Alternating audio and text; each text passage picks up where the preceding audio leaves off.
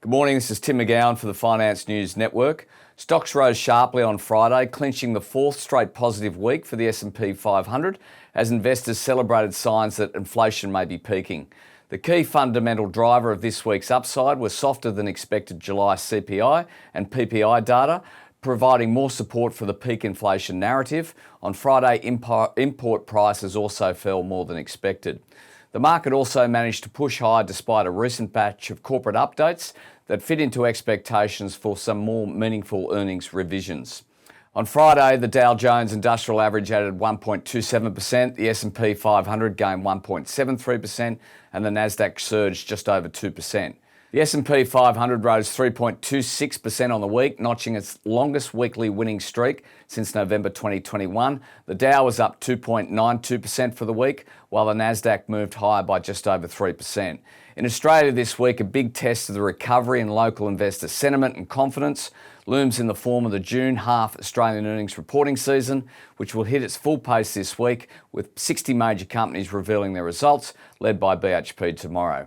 Meanwhile, the dying embers of the US June earnings season sees a couple of major US retail stocks report this week, with the most awaited figures from retail giant Walmart, Tuesday night Sydney time, and Target, the number 2, the next day. Food inflation in the United States hit 10.9% in July, the highest since May of 1979. The fear is that this is affecting consumers' ability to spend on general merchandise categories and requiring retailers to move more heavily to mark down inventory, particularly apparel.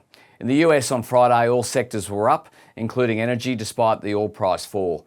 Big tech, semis, auto, asset managers, managed care and precious metals were amongst the standouts. Of note, the US House passed a sweeping tax, health and climate bill on Friday, delivering a major win for Democrats and President Joe Biden less than 3 months before the pivotal midterm elections.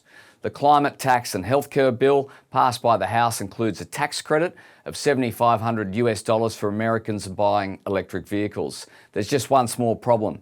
To qualify for the credits, EVs need to be assembled in North America and have at least 50% of the components in its battery come from North America by 2024 and 100% by 2028.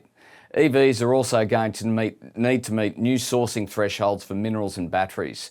Of course, many of those materials that go into electric vehicles, such as rare earth metals, aren't currently produced in the US. They come from places like China, the Democratic Republic of Congo and Myanmar, places the US isn't especially keen on trading with going forward. This is the problem that Australian resource companies are looking to solve moving forward. On the currency front, the US dollar index was up by 0.5%, but it ended lower for the week. One Australian dollar has strengthened by 71.21 US cents. On the commodity front, iron ore futures are pointing to a 0.2% gain. Gold has gained 0.46%. Silver was up 1.7%. Copper has lost just over 1%, and oil prices fell around 2% on Friday on expectation that supply disruptions in the US Gulf of Mexico will be short-term, while recession fears clouded the demand outlook. Oil has lost around 2.38% a barrel. The SPI futures today on the ASX are pointing to a 39-point rise. This is Tim McGowan with the Finance News Network. Have a great day.